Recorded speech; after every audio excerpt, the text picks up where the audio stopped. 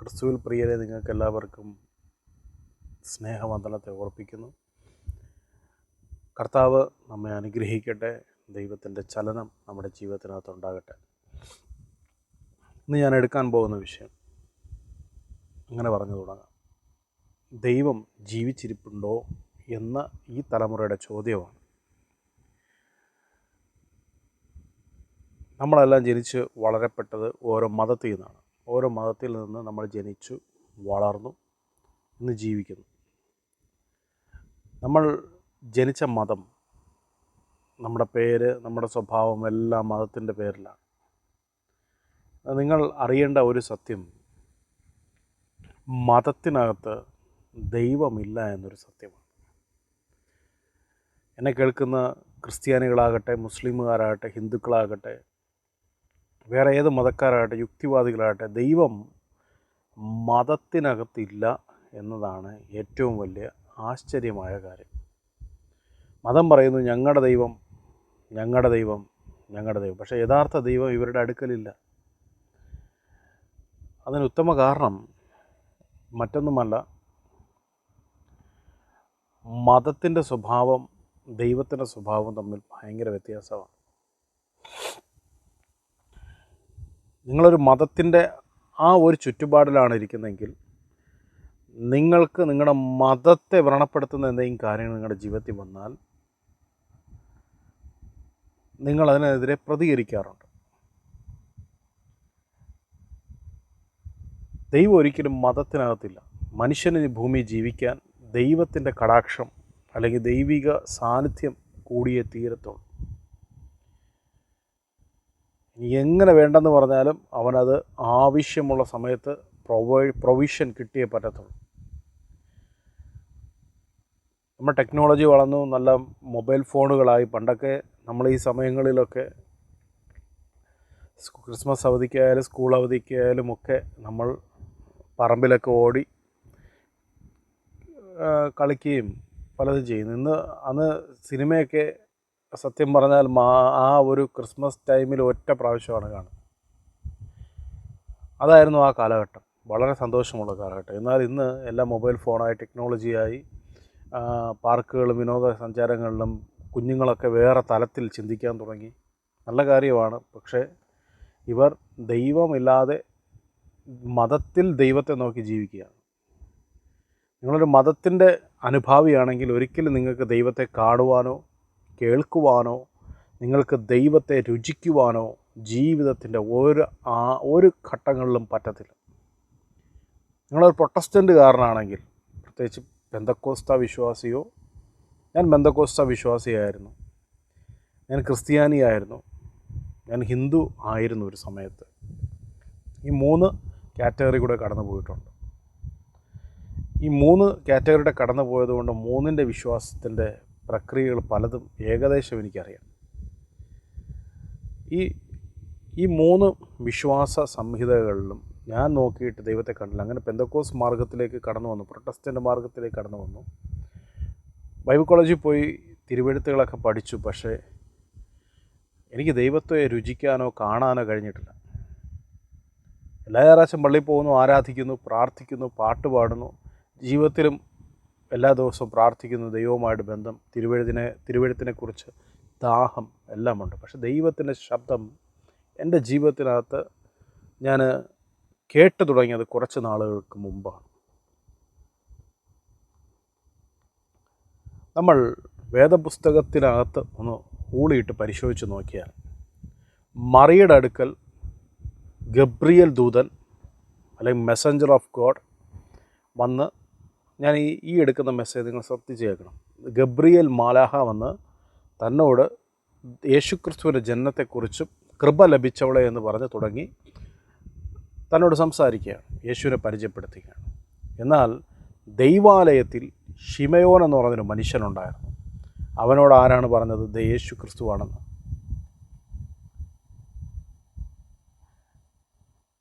Elizabeth എന്ന് പറഞ്ഞ യോഹന്നാൻ സ്നാപകൻ്റെ അമ്മയോട് ആരാണ് പറഞ്ഞു കൊടുത്തത് ഇതിനകത്തിരിക്കുന്ന കുഞ്ഞ് അഖിലാണ്ടം പടച്ച തമ്പുരാനാണെന്ന്? ആ ഒരു വിഷയത്തിലേക്കാണ് ഞാൻ കടന്നു വരുന്നത്. നമ്മളെല്ലാം പറയും നമ്മുടെ മതത്തിൽ ഇരിക്കുന്ന ദൈവമാണ് വലുതെന്ന്. നോ, ദൈവം ഒരു മതത്തിനകത്തും ഇല്ല എന്നതാണ് സത്യം. നിങ്ങൾ പ്രൊട്ടസ്റ്റൻറ്റുകാരനാണോ, ക്രിസ്ത്യാനിയാണോ, ബാപ്റ്റിസ്റ്റുകാരനാണോ, സെവൻത് ഡേക്കാരനാണോ, നിങ്ങൾ സാൽവേഷൻ ആർമിക്കാരനാണോ, CSAക്കാരനാണോ, കാത്തലിക്കാണോ, സിറിയനാണോ, ദൈവത്തിനാകുന്നൊരു വിഷയമേ അല്ല. നിങ്ങൾ ഹിന്ദുവാണോ, മുസൽമാനാണോ, നിങ്ങൾ നിങ്ങൾ ജൈനമതക്കാരനാണോ, ഒന്നും ദൈവത്തിന് വിഷയമല്ല. ദൈവം സകല മനുഷ്യൻ്റെ ഉടമസ്ഥനാണ്, മതത്തിൻ്റെ ഉടമസ്ഥനല്ല. ഞാൻ നടക്കുന്ന വിഷയം ദൈവം ജീവിച്ചിരിപ്പുണ്ടെന്നുള്ള വിഷയമാണ്. ഞാനത് വ്യക്തമായി ഓർപ്പിക്കുന്നു.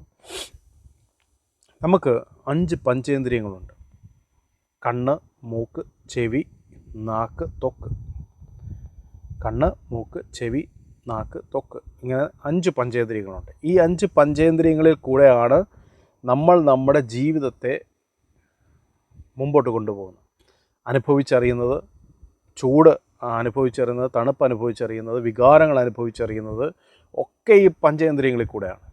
പക്ഷേ ഈ പഞ്ചേന്ദ്രിയങ്ങൾ കൊണ്ട് ദൈവത്തെ ഒരിക്കലും തൊടുവാനായിട്ടൊരു മനുഷ്യനോ, ദൈവത്തിൻ്റെ ശബ്ദം കേൾക്കാൻ ഒരു മനുഷ്യനോ ഈ പഞ്ചേന്ദ്രിയങ്ങൾ കൊണ്ട് പറ്റത്തില്ല.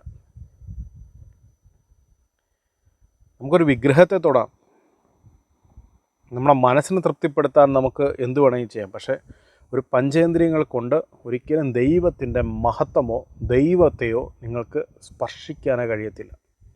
ദൈവമില്ലെന്ന് പറയുന്നവരുടെ ശ്രദ്ധയ്ക്ക്, ഈ പ്രപഞ്ചം മൊത്തം ഉണ്ടാക്കി വെച്ചിരിക്കുന്ന ദൈവം, ഇന്നും സകല ചെടികളും നിനക്ക് കഴിക്കാനുള്ള, ദൈവമില്ലെന്ന് പറയുന്നവൻ കഴിക്കുന്ന ഫുഡ് പോലും ഉണ്ടാക്കി വെച്ചിരിക്കുന്നത് ദൈവമാണ്.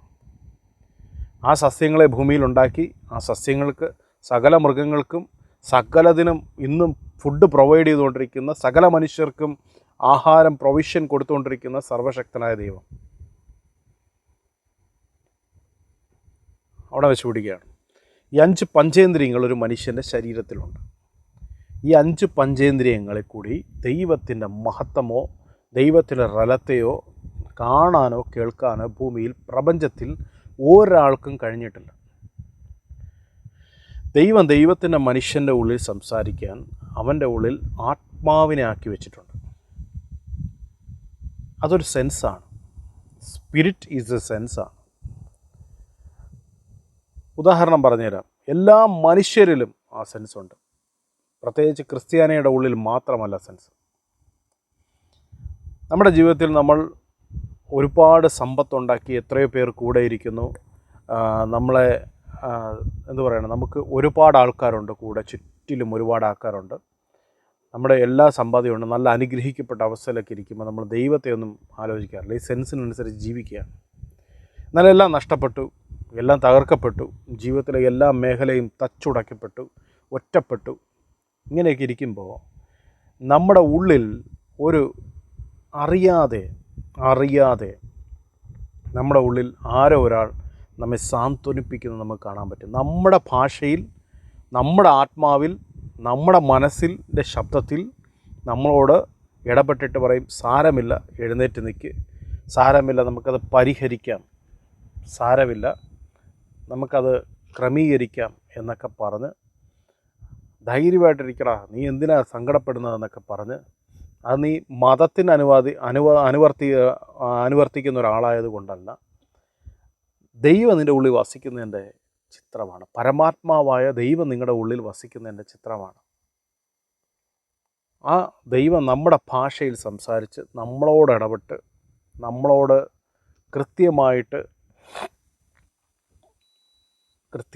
നമ്മളോട് സംസാരിച്ച്, നമ്മളോട് ഇടപെട്ട്, നമുക്ക് വേണ്ടി നമ്മളെ എഴുന്നേറ്റ് നിൽക്കുന്നത് വരെ അവൻ എരിയുകയാണ്. ഈ പ്രപഞ്ചത്തിലെ സൂര്യനെ നോക്കിയാൽ നിങ്ങൾക്കറിയാം, സൂര്യൻ ദൈവത്തിൻ്റെ ഒരു രൂപത്തിൻ്റെ സാദൃശ്യമാണ്. അതുകൊണ്ട് സൂര്യനെ തൊഴണമെന്നല്ല ഞാൻ പറയുന്നത്, സൂര്യൻ്റെ സാദൃശ്യമാണ്. കാരണം ഒരു ഇരുട്ട് റൂമിനകത്തൊരു മെഴുകുതിരി കത്തിച്ച് വയ്ക്കുമ്പോൾ മെഴുകുതിരി ഉരുകിക്കൊണ്ടിരിക്കുന്നെങ്കിലും ആ റൂമിൽ പ്രകാശം കിട്ടിക്കൊണ്ടിരിക്കും. ഈ പ്രപഞ്ചത്തിൽ സൂര്യനെ ദൈവം ഉണ്ടാക്കി വെച്ചിട്ട് ദൈവം ഭൂമിയോട് പറയുന്ന ഒരു നഗ്ന സത്യമുണ്ട്.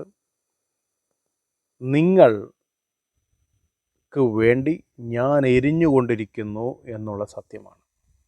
നിങ്ങൾക്ക് പ്രകാശം കിട്ടാൻ, ജീവൻ കിട്ടാൻ, നിങ്ങളുടെ ലൈഫ് ഈ ഭൂമിയിലാകാൻ, സകല പ്രപഞ്ചത്തിലെ ലൈഫും ഈ ഭൂമിയിൽ ക്രമത്തോടെ നടക്കുവാൻ ഞാൻ നിങ്ങൾക്ക് വേണ്ടി എരിയുന്നു എന്നുള്ളൊരു സത്യം ഒരു ട്രൂത്ത്, ഒരു സുവിശേഷം എപ്പോഴും പ്രപഞ്ചത്തിൽ സൂര്യൻ വിളിച്ചു പറഞ്ഞുകൊണ്ടിരിക്കുക. നമ്മുടെ ജീവിതത്തിൽ നമ്മളെല്ലാവരും ഒറ്റപ്പെടുന്ന അവസ്ഥകളുണ്ട്. കുടുംബക്കാർക്ക് വേണ്ടി ജീവിച്ച് അവസാനം കുടുംബം ഒറ്റപ്പെടുത്തുന്ന അവസ്ഥ. നമ്മൾ ഒറ്റയ്ക്കായി പോകുമ്പോൾ നമ്മുടെ ഉള്ളിൽ നിന്ന് നമ്മളെ ധൈര്യപ്പെടുത്തി എഴുന്നേൽപ്പിക്കുന്ന ഒരു ശബ്ദം, ആ ശബ്ദത്തെ നമുക്ക് തിരിച്ചറിയാൻ പറ്റിയിട്ടില്ല എന്നുവരെ. ആ ശബ്ദത്തിൻ്റെ പേരാണ് ക്രിസ്തു. ബൈബിളിൽ നമ്മൾ പഠിച്ചു കഴിഞ്ഞാൽ യേശു ക്രിസ്തു എന്ന ഒരാളുണ്ട്. അതും ഈ പ്രപഞ്ചത്തിലെ ഒരു മനുഷ്യരുമായിട്ട് യാതൊരു ബന്ധവുമില്ല. അത് യഹൂദ നാട്ടിൽ യഹൂദന്മാർക്ക് കൊടുത്ത രക്ഷകൻ്റെ പേരാണ് യേശു, അല്ലെങ്കിൽ ഇമ്മാനുവേൽ. യേശു ക്രിസ്തു എന്ന് പറഞ്ഞാലും അവരുടെ രക്ഷയ്ക്ക് വേണ്ടി ദൈവം അവർക്ക് കൊടുത്ത നാമമാണ്. മശിഹ എന്ന് പറഞ്ഞാലും അവർക്ക് കൊടുത്ത നാമമാണ്. നിങ്ങൾക്ക് ഇന്ത്യയിൽ ജീവിക്കുന്ന നിങ്ങൾക്കോ ബാക്കിയുള്ള ആൾക്കാർക്കോ അതിലൊന്നും യാതൊരു കാര്യവുമില്ല. ക്രിസ്തു എന്ന വാക്ക് പൗലോസ് അപ്പോസ്തലൻ മാത്രമായിരുന്നു ഉദ്ധരിച്ചു കൊണ്ടിരുന്നത്. അപ്പോൾ യേശു എന്ന പേരുണ്ട്, നസ്രേനായ യേശു എന്ന പേരുണ്ട്, ജീസസ് എന്ന് പറഞ്ഞ് നമ്മൾ വിളിക്കും. കർത്താവായ യേശുവെ എന്നെ അനുഗ്രഹിക്കണമേ. നിനക്കും യേശുവുമായിട്ട് യാതൊരു ബന്ധവുമില്ല. നിൻ്റെ ബന്ധം ക്രിസ്തുവുമായിട്ടാണ്. ക്രിസ്തു എന്ന വാക്കിൻ്റെ അർത്ഥം അനോയിൻറ്റ്മെൻ്റ് എന്നാണ്, അല്ലെങ്കിൽ അഭിഷേകമുള്ളവൻ എന്നാണ് അതിനർത്ഥം. വേറൊരു ഭാഗത്തിൽ ഞാൻ അതിനെ പറയും ചാർജിങ് കപ്പാസിറ്റിയുള്ള അഭിഷേകം, ചാർജബിൾ പോയിൻ്റ് എന്ന് വേണമെങ്കിൽ പറയാം. ഒരു മനുഷ്യൻ്റെ ഉള്ളിൽ ചാർജ് ചെയ്യാനുള്ള അവൻ്റെ പോയിൻ്റാണ് ക്രിസ്തു. ക്രിസ്തു ഒരിക്കലും ബൈബിളിലെ പേരല്ല. ഞാൻ തെളിയിക്കാം. പൗലോസ് അപ്പോസ്തലൻ തൻ്റെ സുവിശേഷീകരണം തുടങ്ങുന്ന സമയത്ത് വളരെ മതഭക്തനായ പൗലോസ് അപ്പോസ്തലൻ തൻ്റെ സുവിശേഷീകരണം തുടങ്ങുന്ന സമയത്ത് താൻ പറഞ്ഞ അതേ ട്രൂത്ത് താൻ ഗലാത്യ ലേഖനം 1-ാം അധ്യായം 6 മുതലുള്ള വാക്യങ്ങളിൽ വ്യക്തമായി പറയുന്നുണ്ട്. യേശുവിൻ്റെ 11 ബാക്കി അപ്പോസ്തലന്മാർ, ദൈവം തിരഞ്ഞെടുത്ത് വിട്ട അപ്പോസ്തലന്മാർ, യഹൂദൻ്റെ മര്യാദകളും യഹൂദൻ്റെ ചട്ടങ്ങളും ഇതിൽ മിക്സ് ചെയ്ത് ഇവരെ സുവിശേഷത്തെ കലക്കി മറിച്ചപ്പോൾ യഥാർത്ഥ സത്യത്തെ സകല മനുഷ്യരോട് ഒരുപോലെ പറഞ്ഞു കൊടുത്ത ഒരാളാണ് പൗലോസ്. അദ്ദേഹത്തെ ഓർത്ത് ദൈവത്തെ സ്തുതിക്കുന്നു. കാരണം പൗലോസിൻ്റെ ശുശ്രൂഷ തകിടം മറിക്കാൻ കൂടെയുള്ള ശിഷ്യന്മാർ കൂട്ടിയെന്നു എന്നാണ് നമ്മൾ ബൈബിളിൽ വായിക്കുന്നത്. ഈ ബൈബിളിനകത്ത് ദൈവത്തെ തപ്പിയെ കിട്ടത്തില്ല. ഇത് ലോഗോസാണ്. ദൈവത്തെ തപ്പിയിറങ്ങിയ ഒരുപാട് മതങ്ങളിലുള്ള ആൾക്കാരുണ്ട്. അവരെല്ലാം വീരപുരുഷന്മാരാണെന്ന് ശ്രീ ശങ്കരാചാര്യൻ, വിവേകാനന്ദ സ്വാമികൾ, അങ്ങനെ പേരെടുത്ത് പറഞ്ഞാൽ ഒരുപാട് പേർ. ഇവരൊന്നും ബൈബിൾ നോക്കിയല്ല ദൈവത്തെ അറിഞ്ഞത്. ഞാനൊരു ചെറിയൊരു കോട്ട്സ് എടുക്കാൻ വേണ്ടി മാത്രമാണ് തിരുവെഴുത്തിനകത്തേക്ക് വന്നത്. ഞാൻ ആ വാക്യം ഒന്ന് വായിച്ചു വിടാം, ശ്രദ്ധിച്ച് കേൾക്കണം. ബൈബിളിലെ പുതിയ നിയമത്തിൽ ഗലാത്യ ലേഖനം എന്നൊരു ലേഖനം, അതിനകത്ത് 1-ാം അധ്യായം 6 മുതൽ 16 വരെയുള്ള വാക്യങ്ങൾ ഞാൻ വായിക്കുകയാണ്. ക്രിസ്തുവിൻ്റെ കൃപയാൽ നിങ്ങളെ വിളിച്ചവനെ വിട്ട് നിങ്ങൾ ഇത്ര വേഗത്തിൽ വേറെ ഒരു സുവിശേഷത്തിലേക്ക് മറിയുന്നത് കൊണ്ട് ഞാൻ ആശ്ചര്യപ്പെടുന്നു. അത് വേറൊരു സുവിശേഷമെന്നല്ല. സുവിശേഷം എന്ന വാക്കിനടുത്ത് ഗുഡ് ന്യൂസ് എന്നാണ്. ചിലർ നിങ്ങളെ കലക്കി, ശ്രദ്ധിച്ച് കേൾക്കണം, ചിലർ നിങ്ങളെ കലക്കി ക്രിസ്തുവിൻ്റെ സുവിശേഷം മറിച്ചു കളവാൻ ഇച്ഛിക്കുന്നു എന്നത്രേ. എന്നാൽ ഞങ്ങൾ നിങ്ങളോട് അറിയിച്ചതിന് വിപരീതമായി ഞങ്ങളാകട്ടെ, സ്വർഗത്തിൽ നിന്നൊരു ദൂതനാകട്ടെ, നിങ്ങളോട് സുവിശേഷം അറിയിച്ചാൽ അവൻ ശപിക്കപ്പെട്ടവൻ. ഞങ്ങൾ മുൻപറഞ്ഞതുപോലെ ഇപ്പോൾ പിന്നെയും പറയുന്നു, നിങ്ങൾ കൈക്കൊണ്ട സുവിശേഷത്തിന് വിപരീതമായി ആരെങ്കിലും നിങ്ങളുടെ സുവിശേഷത്തെ അറിയിച്ചാൽ അവൻ ശപിക്കപ്പെട്ടവൻ. അടുത്ത വാക്ക് താൻ പറയുകയാണ്, ഇപ്പോൾ ഞാൻ മനുഷ്യരെയാണോ പ്രസാദിപ്പിക്കേണ്ടത്, ദൈവത്തെയാണോ സന്തോഷിപ്പിക്കേണ്ടത്? ഞാൻ മനുഷ്യരെ പ്രസാദിപ്പിക്കുന്നുവെങ്കിൽ ക്രിസ്തുവിൻ്റെ ദാസനായിരിക്കുകയില്ല. ആരുടെ ദാസൻ? ക്രിസ്തുവിൻ്റെ ദാസൻ. സഹോദരന്മാരെ, ഞാൻ അറിയിച്ച സുവിശേഷം മാനുഷമല്ല എന്ന് നിങ്ങൾ ഓർപ്പിക്കുന്നു. അത് ഞാൻ മനുഷ്യരോട് പ്രാപിച്ചിട്ടില്ല, പഠിച്ചിട്ടുമില്ല. യേശുക്രിസ്തുവിൻ്റെ വെളിപാടിനാലത്രേ പ്രാപിച്ചത്. യഹൂദ മതത്തിൽ തൻ്റെ കാര്യങ്ങളെല്ലാം പറഞ്ഞിട്ട് 16-ാം വാക്യത്തിൽ പറയുന്നു, ആ സുവിശേഷം എന്താണെന്ന് പറയുക.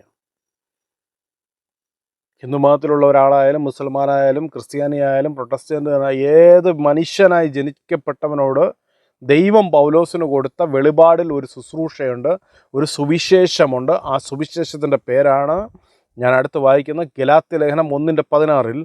തൻ്റെ പുത്രനെക്കുറിച്ചുള്ള സുവിശേഷം ഞാൻ ജാതികളുടെ ഇടയിൽ അറിയിക്കേണ്ടതിന് അവനെ എന്നിൽ വെളിപ്പെടുത്തുവാൻ പ്രസാദിപ്പിച്ചു. ദൈവത്തിൻ്റെ ക്രിസ്തുവിനെ നമ്മളിൽ വെളിപ്പെടുത്തുക എന്നതാണ് മനുഷ്യൻ്റെ പരമപ്രധാനമായ ഈ ഭൂമിയിലെ ലക്ഷ്യം. എന്ന് പറഞ്ഞുകൊണ്ട് പള്ളിയിൽ പോയി ആരാധിക്കണം, ബേളം വയ്ക്കണം എന്നല്ല. നിങ്ങൾ പള്ളിയിൽ പോയാലും പള്ളിയിൽ പോയില്ലെങ്കിലും, ഞാൻ പറയട്ടെ, ഈ ഹവ്വയോടും സർപ്പം വന്ന 3-ാം അധ്യായത്തിൽ ഉൽപ്പത്തിയിൽ പറയുന്ന ഒരു രംഗമുണ്ട്. ദൈവം അവർക്ക് വേണ്ടി എല്ലാം പ്രൊവൈഡ് ചെയ്തു. ഏതെൻ തോട്ടത്തിനകത്ത് മരങ്ങളും പക്ഷിമൃഗാദികളെയും ആഹാരവും എല്ലാം പ്രൊവൈഡ് ചെയ്തു. പക്ഷേ സാത്താൻ, അല്ലെങ്കിൽ നക്കാഷ് എന്ന് പറയുന്ന ഒരു വേർഡുണ്ട്, നിങ്ങൾ ഇത് ഭക്ഷിച്ചാൽ ദൈവത്തെ പോലായിത്തീരും, നിങ്ങളിത് ചെയ്താൽ ദൈവത്തെ പോലായിത്തീരും, നിങ്ങളിത് ചെയ്താൽ ക്രിസ്തുവിൻ്റെ മക്കളായിത്തീരും. That's a corruptible word. ദൈവമക്കളുടെ ഇടയിൽ കറപ്ഷൻ വന്നതിൻ്റെ കാരണം, മനുഷ്യൻ്റെ ഇടയിൽ കറപ്ഷൻ വന്നതിൻ്റെ കാരണം, ഹവ്വയും ദൈവം കൊടുത്ത പ്രൊവിഷനിൽ നിന്ന്, അല്ലെങ്കിൽ ദൈവത്തിൻ്റെ പ്രൊവിഷനിൽ നിന്ന് മാറി അവർ ചെയ്യുന്ന പ്രവൃത്തി ചെയ്ത് ദൈവത്തിൽ സാറ്റിസ്ഫൈ ആകാൻ വേണ്ടി നോക്കിയപ്പോഴാണ്, അവർ പ്രവൃത്തി ചെയ്ത് ദൈവത്തെ പോലെ ആവാൻ നോക്കിയതാണ് അവരുടെ പ്രശ്നം. നിങ്ങൾ സ്നാനപ്പെട്ടേ പറ്റത്തുള്ളൂ, നിങ്ങൾ അന്യഭാഷ പറഞ്ഞേ പറ്റത്തുള്ളൂ, പള്ളി വന്നേ പറ്റത്തുള്ളൂ.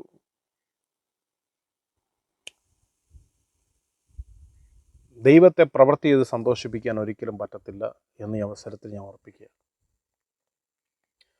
7 അടിസ്ഥാന ഉപദേശം പാലിക്കണം, ഇല്ലെങ്കിൽ ദൈവം നിങ്ങളെ വെച്ചേക്കത്തില്ല എന്ന് പറയുന്ന ചെകുത്താന്മാരുള്ള നാടാണിത്. എന്നെക്കുറിച്ച് എന്ത് ഗോസിപ്പ് നിങ്ങൾ എഴുതിയാലും എനിക്ക് വിഷയമില്ല. ഞാൻ കർത്താവിനെ പ്രസാദിപ്പിക്കുന്ന ഒരാളാണ്. ഇന്ന് പ്രപഞ്ചത്തിനകത്ത് സകല വിഷയങ്ങളും ഉണ്ടാവുന്നതിൻ്റെ കാരണം, മതത്തിൻ്റെ ഇടയിൽ ദൈവത്തെ അന്വേഷിച്ചിട്ട് ദൈവത്തെ കാണാതെ അവർക്കുള്ള പ്രശ്നങ്ങൾ ദൈവത്തോട് പറയാൻ പറ്റാതെ ഇരിക്കുന്ന ഒരു സമൂഹത്തെയാണ് ഞാൻ ഇന്നും കണ്ടുകൊണ്ടിരിക്കുന്നത്. ടെക്നോളജി വളർന്നു, കാലഘട്ടം വളർന്നു, എല്ലാ കാര്യങ്ങളും വളർന്നു. പക്ഷേ അവൻ്റെ ഉള്ളിനകത്ത് ദൈവവുമായിട്ടുള്ള ബന്ധമില്ലാത്തിടത്തോളം കാലം കുടുംബങ്ങൾ തകരും, ജീവിതങ്ങൾ തകർന്നു പോകും, സന്തോഷമില്ലാതെ അവൻ സകല ഡ്രഗ്സിനും അഡിക്റ്റഡ് ആവും, കുടുംബത്തിനകത്ത് സമാധാനമില്ല. കാണാൻ മനോഹരമായ വീടുണ്ട്, മനോഹരമായ കാറുകളുണ്ട്, മനോഹരമായ ലിവിങ് ഉണ്ട്, ക്യാരക്ടറുണ്ട്, എല്ലാം ഉണ്ട്, പക്ഷേ ജീവിക്കാൻ പറ്റുന്നില്ല. എന്നെ കൂടാതെ നിങ്ങൾക്ക് യാതൊന്നും ചെയ്യുവാൻ കഴിയത്തില്ലെന്ന് യഹൂദന്മാരോട് പറഞ്ഞ യേശു മിശിഹ, കർത്താവിനെ കൂടാതെ നിങ്ങൾക്കൊന്നും ചെയ്യാൻ പറ്റത്തില്ല. ഇന്ന് പണമുണ്ടാക്കാൻ, പ്രശസ്തി ഉണ്ടാക്കാൻ, ഗുഡായിപ്പ് കാണിക്കാൻ എല്ലാ മനുഷ്യരിങ്ങനെ ഓടി കിടക്കുകയാണ്. എന്തു വില കൊടുത്തും ക്രിസ്തുവെന്ന ആ ഒരു പൊസിഷനിൽ വെളിപ്പെടുത്താൻ നിങ്ങൾ നിൽക്കുന്നെങ്കിൽ ദൈവം നിങ്ങളുടെ കൂടെ ഇരിക്കും.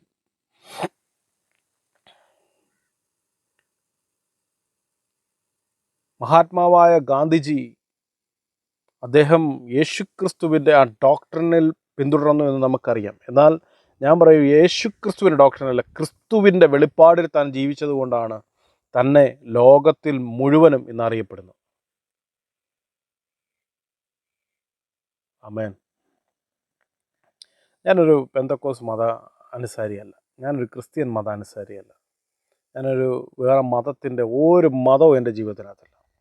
എന്നെ ഇതിൽ നിന്ന് വൈപ്പ് ഔട്ട് ചെയ്യാൻ ദൈവത്തിന് 2 വർഷം വേണ്ടി വന്നു.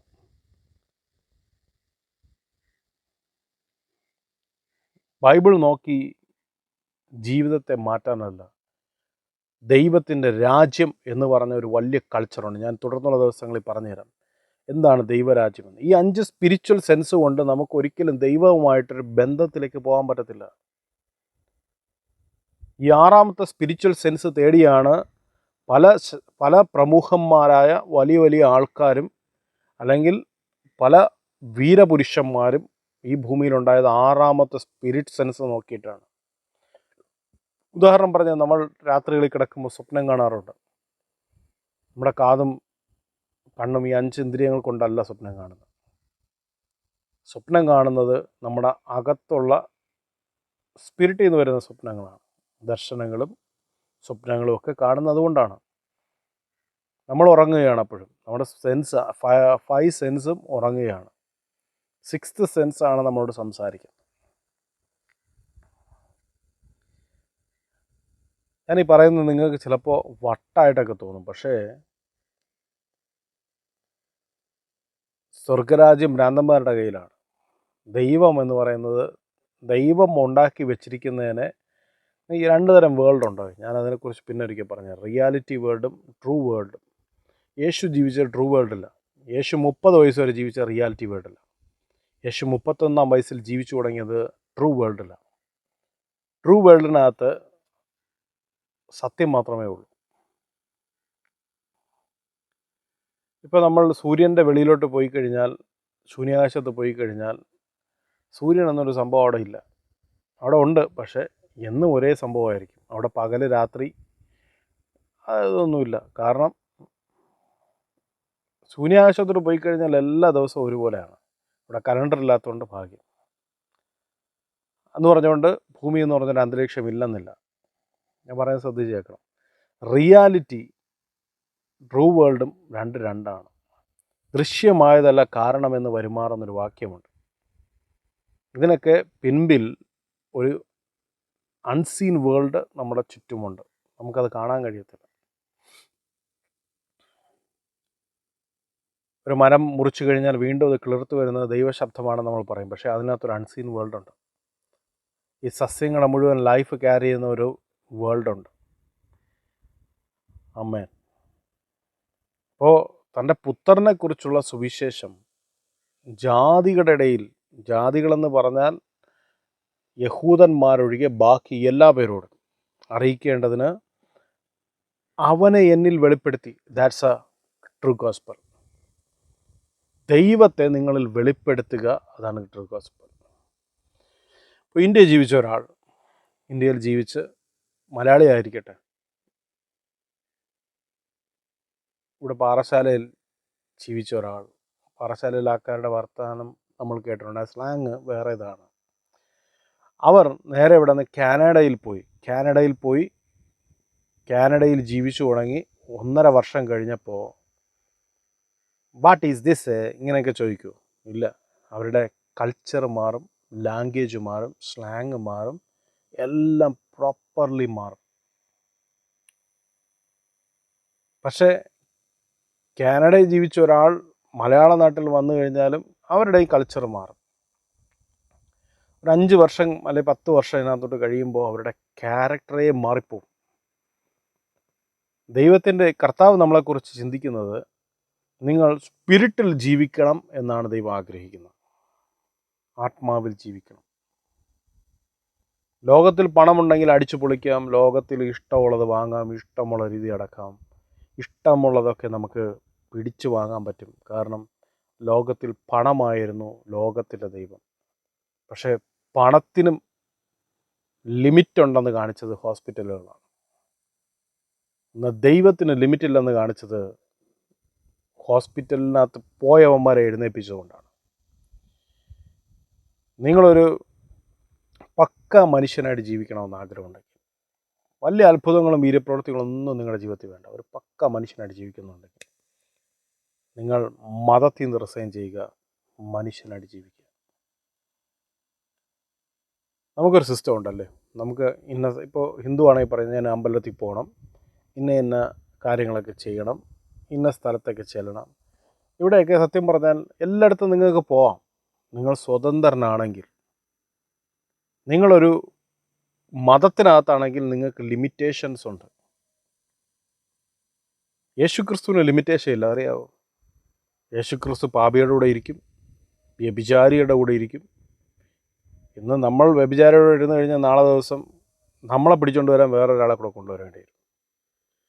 വ്യഭിചാരിയോടെ ഇരിക്കും, പള്ളിക്കകത്തിരിക്കും, പള്ളിയുടെ പുറത്തിരിക്കും, കുടിയന്മാരുടെ കൂടെ ഇരിക്കും. യേശുവിനെ പോലെ നമുക്ക് പറ്റത്തില്ലെന്ന് നമ്മൾ പലപ്പോഴും ശഠിക്കാറുണ്ട്. പക്ഷേ ക്രിസ്തുവിൻ്റെ സ്വഭാവം ഒരാളിൽ വന്നു കഴിഞ്ഞാൽ അവന് ലിമിറ്റേഷൻസ് ഇല്ല. അവന് ഏത് സ്ഥലത്തും പോകാനുള്ള അധികാരം ദൈവം കൊടുത്തിട്ടുണ്ട്. ഈ ആദഹവ്വയോടും ദൈവം പറഞ്ഞു, നിങ്ങൾ ഇതിൽ നിന്നെല്ലാം പറിച്ചു കഴിച്ചോ, അതിൽ നിന്ന് മാത്രം കഴിക്കരുതെന്ന് പറഞ്ഞപ്പോൾ, കാരണം ഇത് കഴിച്ചാൽ നിങ്ങൾ ദൈവത്തെ പോലെ നന്മയും തിന്മയും തിരിച്ചറിയാൻ തഴക്കം വരുമെന്ന് പറഞ്ഞു. പ്രവൃത്തിയാലുള്ള ജീവിതത്തെ കാണിക്കുകയാണ്. ലോകം മൊത്തം പ്രവർത്തിച്ച് ജീവിക്കുകയാണ്. ഒരു 50 വയസ്സ് വരെ കഷ്ടപ്പെട്ട് ജോലി ചെയ്യും. 50 വയസ്സ് കഴിഞ്ഞ് 51ാമത്തെ വയസ്സിൽ നേരെ എല്ലാ സമ്പാദ്യം കൊണ്ട് ഹോസ്പിറ്റലിൽ കൊടുക്കും. ഇതാണ് അവൻ്റെ ജീവിതം. അതിനിടയ്ക്ക് അവൻ വീട്ടിൽ നാട്ടിൽ എല്ലാത്തിനും ജീവിക്കാൻ മറന്നു പോകുന്നു. അവൻ എല്ലാം കൊണ്ടുവന്ന് ഹോസ്പിറ്റലിൽ കൊടുക്കും. അല്ലെങ്കിൽ എല്ലാം അവനെങ്കിലും കട്ടുകൊണ്ട് പോകും.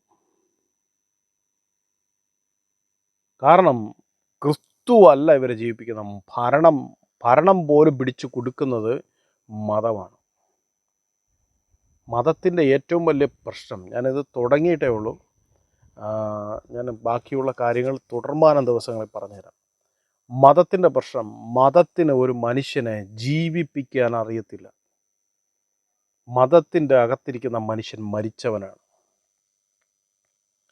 നിങ്ങൾ ക്രിസ്തുവിനെ വഹിക്കുന്ന ഒരാളാണെങ്കിൽ നിങ്ങളുടെ ജീവിതത്തിൻ്റെ എല്ലാ മേഖലകളിലും നിങ്ങൾക്ക് ലിമിറ്റേഷൻ ഇല്ലാതെ ആരെയും കൈനീട്ടി എഴുന്നേൽപ്പിച്ച് കൊണ്ടുവരുവാൻ ദൈവം നിങ്ങളെ എഴുന്നേൽപ്പിക്കും. അയ്യോ, ഞാൻ ക്രിസ്ത്യാനിയാണെങ്കിൽ പള്ളിയിൽ പോകണം, ഹിന്ദു ആണെങ്കിൽ കോവിലിൽ പോകണം, മുസ്ലിം ആണെങ്കിൽ മോസ്കിൽ പോകണം എന്നൊക്കെ നമ്മൾ ചിന്തിക്കാറുണ്ട്. കാരണം നമ്മൾ ആ ലിമിറ്റേഷൻസിനകത്ത് ജീവിക്കുന്നവരാണ്. എവിടെ നിങ്ങൾക്ക് പോകാൻ പറ്റത്തില്ല. കാരണം നിങ്ങൾ ക്രിസ്തു എന്ന ആളെ ഉള്ളിൽ ഹോൾഡ് ചെയ്തിട്ടും അറിയാതെ നിങ്ങൾ മതത്തിന് വേണ്ടി അടിമയായി ജീവിക്കുക. മതത്തിൻ്റെ അടിമകളായി ജീവിക്കുന്നതിന് പകരം ക്രിസ്തുവിൻ്റെ ദാസന്മാരായി അല്ലെങ്കിൽ മക്കളായി ജീവിക്കുക എന്നതാണ് പൗലോസ് പറയുന്നത്. പൗലോസ് പറയുകയാണ്, എന്നെ ദൈവം വേർതിരിച്ച് തൻ്റെ പുത്രനെക്കുറിച്ചുള്ള സുവിശേഷം, താൻ 12ാം വാക്യത്തിൽ പറയുന്നു, ഞാൻ മനുഷ്യരിൽ നിന്ന് പ്രാപിച്ചിട്ടുമില്ല, പഠിച്ചിട്ടുമില്ല, യേശുക്രിസ്തുവിൻ്റെ വെളിപാടിനാൽ അത്ര പ്രാപിച്ച യഹൂദൻ്റെ മുഴുവൻ കാര്യങ്ങളും കീറിമുറിച്ച് പഠിച്ച് പൗലോസ് പറയുകയാണ്, ഞാൻ റേമയിലല്ല ജീവിക്കുന്നത്, ഞാൻ ലോഗോസിലല്ല ജീവിക്കുന്നത്, റേമ. ലോഗോസ് എന്ന് പറഞ്ഞാൽ എഴുതപ്പെട്ട വചനം. നമ്മുടെ ഇരിക്കുന്ന ബൈബിളിൽ എഴുതപ്പെട്ട വചനമാണ്. ചൂടാറിയ അപ്പം എന്ന് വേണമെങ്കിൽ നമുക്ക് പറയാം. പൗലോസ് പറയുന്നത്, ഞാൻ ചൂടാറിയ അപ്പത്തിലല്ല, ദൈവം എനിക്ക് അപ്പോൾ തരുന്ന ഹോട്ട് റെവലേഷനിൽ നിന്നാണ് ഞാൻ ജീവിക്കുന്നത്. ഇതിനെ കലക്കിക്കളയാൻ വന്ന 11 അപ്പോസ്തലന്മാർ എന്ന് പറയുന്ന ശിഷ്യന്മാർ യഹൂദൻ്റെ നടപ്പും കൂടെ ഇതിനകത്ത് മിക്സ് ചെയ്തു. പ്രവൃത്തി കൊണ്ട് മാത്രമേ ദൈവത്തെ പ്രസാദിപ്പിക്കാൻ പറ്റത്തുള്ളൂ എന്നവർ പറഞ്ഞു തുടങ്ങിയപ്പോൾ പൗലോസ് പറയാണ്, നിങ്ങളെ വേറെ ഒരു സുവിശേഷം നിങ്ങൾ കുത്തിവെക്കുന്നവൻ ശപിക്കപ്പെട്ടവനെന്നാണ്. മറ്റാരുമല്ല, അവരുടെ കൂടെ നടന്ന ശിഷ്യന്മാർ തന്നെയാണ്. കാരണം ട്രൂ ഗോസ്പൽ, ക്രിസ്തു എന്ന അഭിഷേകം, ക്രിസ്തു എന്ന വ്യക്തിത്വം നിങ്ങൾ ജീവിക്കുമ്പോൾ നിങ്ങൾ മതത്തിൻ്റെ സ്വഭാവം നിങ്ങൾ ഇഴുകിച്ചേർത്താൽ നിങ്ങൾ പൊളിഞ്ഞു പോവും. നിങ്ങൾക്കൊരിക്കലും ദൈവത്തെ സ്പർശിക്കാൻ പറ്റത്തില്ല. ഞാനൊരു സൂം മീറ്റിംഗ് ക്രമീകരിക്കുന്നുണ്ട്. ആ സൂം മീറ്റിംഗ് എല്ലാ ഞായറാഴ്ചയും വൈകുന്നേരങ്ങളിൽ 7 മണി മുതൽ 7:45 വരെ നടത്തുവാനായിട്ട് ആഗ്രഹിക്കുന്നു. ഒരുപാട് പേര് എൻ്റെ പിന്നിലുണ്ട്. പക്ഷേ കുറച്ച് പേരെ മാത്രമേ അതിൽ ഇൻക്ലൂഡ് ചെയ്യാൻ പറ്റത്തുള്ളൂ. ബാക്കിയുള്ളവർക്ക് ആ വീഡിയോ യൂട്യൂബിലോട്ടും അതിലോട്ടും ഞാൻ തിരിച്ചയച്ചു കൊടുക്കുന്നതായിരിക്കും. അതിൽ ദൈവം ആരാണെന്നും ബൈബിളിൽ അല്ലെങ്കിൽ ക്രിസ്ത്യാനിത്വത്തിനിടയിലും ലോകത്തിനിടയിലും വ്യാപരിക്കുന്ന പല കള്ളങ്ങളുമുണ്ട്. അത് പൊളിക്കാനും ദൈവം എന്നോട് നിർദ്ദേശം തന്നതിന് ആ ഒരു നിർദ്ദേശം കൃത്യമായി പാലിച്ചുകൊണ്ട് അത് മുഴുവനും വ്യക്തമായിട്ട് പറയാൻ, അതിലൊന്നാണ് ഞാനിപ്പോൾ പറഞ്ഞുകൊണ്ടിരിക്കുന്നത്. നിങ്ങളെ പ്രവൃത്തി കൊണ്ട്, സ്നാനം കൊണ്ട്, ഇന്നതുപോലെ ചെയ്യണം, ഇന്നതുപോലെ ചെയ്യണം, കത്രിമേശ എടുക്കണം, ഇങ്ങനെ ചെയ്യണം, അങ്ങനെ ചെയ്യണം എന്ന് പറഞ്ഞാൽ മാനുഷിക കൽപ്പന കൊണ്ട് പ്രവൃത്തി ചെയ്ത ഒരാൾക്ക് ഒരിക്കലും ക്രിസ്തുവിൻ്റെ മാർഗ്ഗം നടക്കാൻ പറ്റത്തില്ല. യേശുവിൻ്റെ മാർഗ്ഗത്തിൽ നടക്കാം. പ്രവൃത്തി ചെയ്തുകൊണ്ട് ക്രിസ്തുവിൻ്റെ മാർഗ്ഗത്തിൽ നടക്കാൻ പറ്റില്ല. പൗലോസ് പറയുന്നത് ഞാൻ ക്രിസ്തുവിനെ കുറിച്ച് പ്രസംഗിച്ചെന്നാണ്.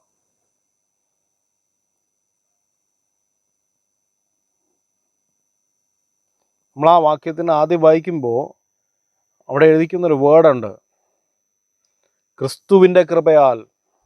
അതിനെക്കുറിച്ച് ഒത്തിരി കാര്യങ്ങൾ പറയാനുണ്ട്. ക്രിസ്തുവിൻ്റെ കൃപയാൽ, ക്രിസ്തുവിൻ്റെ കൃപയാൽ. 7-ാം വാക്യത്തിൽ ക്രിസ്തുവിൻ്റെ സുവിശേഷം. യഹൂദൻ്റെ സുവിശേഷമോ ക്രിസ്ത്യാനിയുടെ സുവിശേഷമല്ല, ക്രിസ്തുവിൻ്റെ സുവിശേഷം. നിങ്ങളൊരു ക്രിസ്ത്യാനിയാണെങ്കിൽ നിങ്ങൾക്ക് ക്രിസ്ത്യാനിയുടെ ചുറ്റളവിനകത്ത് നിൽക്കാൻ പറ്റത്തുള്ളൂ. നിങ്ങളൊരു ക്രിസ്തുവിൻ്റെ ആളാണെങ്കിൽ നിങ്ങൾക്ക് ലോകം മൊത്തം നിൽക്കാം.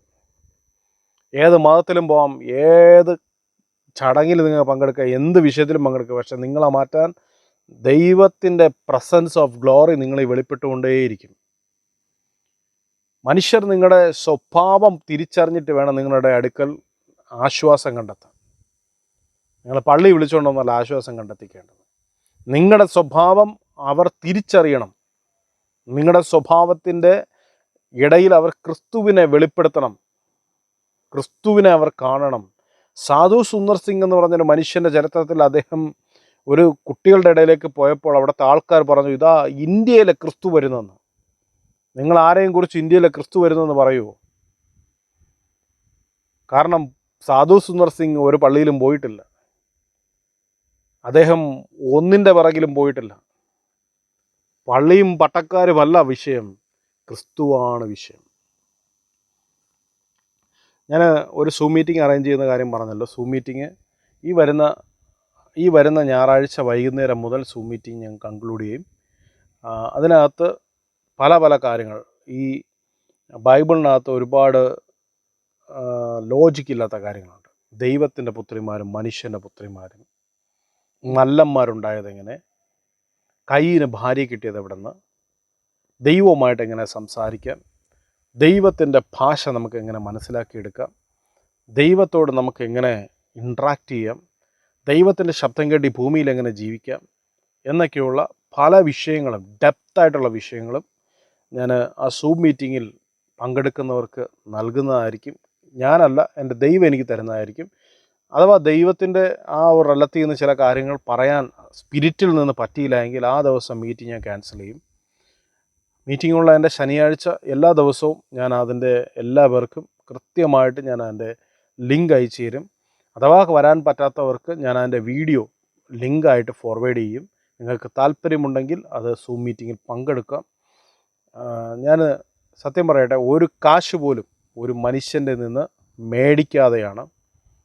ഇന്ന് എവിടെ പോയാലും കാശാണ്. എനിക്ക് കാശല്ല വിഷയം, സൗജന്യമായി കിട്ടിയത് സൗജന്യമായി കൊടുക്കുവാൻ എൻ്റെ പ്രാണനാഥൻ എന്നോട് പറഞ്ഞിരിക്കുന്ന കാര്യമാണ് നിങ്ങളോട് സംസാരിക്കുന്നത്. നിങ്ങളോട് ചോദിക്കുന്ന വിലപ്പെട്ട നിങ്ങളുടെ ചില സമയങ്ങൾ നിങ്ങൾക്ക് മാറാൻ, നിങ്ങളുടെ ജീവിതത്തിൽ ഒരു മാറ്റം സംഭവിക്കാൻ. ഞാൻ 17 വർഷം 18 20 വർഷത്തിൽ കൂടുതൽ വിശ്വാസ ജീവിതത്തിലുള്ളൊരു മനുഷ്യനാണ്. ഇന്ന് വരെയും ഈ 2 വർഷം ഒഴികെ ബാക്കി ഒരു ദിവസങ്ങളിലും ഞാൻ സാറ്റിസ്ഫൈ ആയിരുന്നില്ല, ഞാൻ സംതൃപ്തനായിരുന്നില്ല. ഞാൻ ദൈവത്തെപ്പോലും വിശ്വസിക്കാതെ പള്ളിയിൽ പോവുകയും ആരാധിക്കുകയും പാട്ടുപാടുകയും ചെയ്യുന്ന ഒരു മതഭക്തനായിരുന്നു. നിങ്ങൾക്ക് ക്രിസ്തുവിനെക്കുറിച്ച് അറിയണമെങ്കിൽ, ക്രിസ്തുവിൻ്റെ ജീവനിൽ നിങ്ങൾക്ക് വളരണമെങ്കിൽ, ക്രിസ്തുവായി വെളിപ്പെടണമെങ്കിൽ ദൈവവുമായിട്ട് സംസാരിക്കണം, ദൈവവുമായിട്ട് ഇടപെടണം, സ്പിരിറ്റ് എങ്ങനെ ആക്ടിവേറ്റ് ചെയ്യണം എന്നൊക്കെയുള്ള കാര്യങ്ങളിൽ നിങ്ങൾ കൂടെ ഇരിക്കുമെങ്കിൽ ഞാൻ നിങ്ങൾക്ക് വേണ്ടി എൻ്റെ സമയം മുഴുവനും ചിലവാക്കാൻ തയ്യാറാണ്. നിങ്ങളുടെ സംശയങ്ങൾ അതിന് ശേഷം ചോദിക്കാം. ആ സംശയങ്ങൾ നമ്മൾ നമ്മുടെ ചാനലുകളിൽ, നമ്മുടെ ഈ ചാനലിൽ നമ്മൾ സംസാരിക്കും.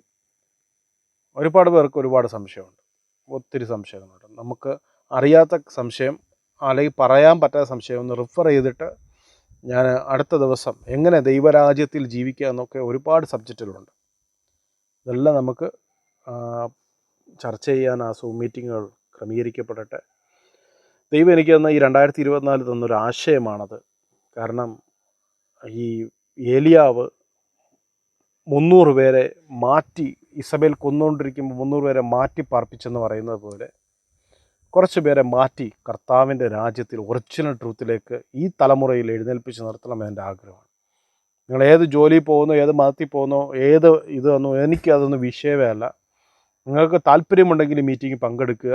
ഇല്ല എങ്കിൽ നിങ്ങൾ മതത്തിൻ്റെ ആളാണെങ്കിൽ ദയവ് ചെയ്ത് വൈപ്പൗട്ട് ചെയ്ത് പോവുക, മാച്ച് കളഞ്ഞുകൊണ്ട് പോവുക. കാരണം ആ ലിങ്ക് പോലും നിങ്ങൾക്ക് ഇനി ആവശ്യമില്ല. കർത്താവ് നിങ്ങളോട് സംസാരിക്കട്ടെ. ഞാനൊരു ക്രിസ്ത്യാനിയായിട്ട് ഒരിക്കലും സംസാരിക്കത്തില്ല, യഥാർത്ഥ ജീവനുള്ള ദൈവത്തെക്കുറിച്ച് സംസാരിക്കത്തുള്ളൂ. കർത്താവിൽ നിങ്ങൾക്ക് ദൈവത്തെ എങ്ങനെ പ്രസാദിപ്പിക്കണം, ദൈവത്തെ എങ്ങനെ ഹോൾഡ് ചെയ്യണമെന്ന് കൃത്യമായിട്ട് പറഞ്ഞു തരും. നിങ്ങൾ ഈ മീറ്റിങ്ങുകളെല്ലാം കഴിയുമ്പോൾ ഓരോ ദിവസവും നിങ്ങൾ പ്രോഗ്രഷനിലോട്ട് വരും. നിങ്ങളുടെ ലൈഫ് ട്രാൻസ്ഫോം ചെയ്യും. നിങ്ങൾക്ക് ഇവിടെ ഇരുന്നു കൊണ്ട് തന്നെ പല കാര്യങ്ങളും ട്രാൻസ്ഫോമിൽ ദൈവത്തോട് ചോദിക്കാനും സംസാരിക്കാനും പറ്റും. കർത്താവ് നമ്മളെ അനുഗ്രഹിക്കട്ടെ. തുടർന്നുള്ള മീറ്റിങ്ങുകളിൽ ഓരോ ദിവസങ്ങളും നമുക്ക് വളരെ വിലപ്പെട്ടതായിരിക്കട്ടെ. പരിശുദ്ധാത്മാവിൽ ദൈവം നിങ്ങളോട് സംസാരിക്കട്ടെ. കരങ്ങളിലേക്ക് ഏൽപ്പിക്കുന്നു, യേശുവിൻ നാമത്തിൽ തന്നെ.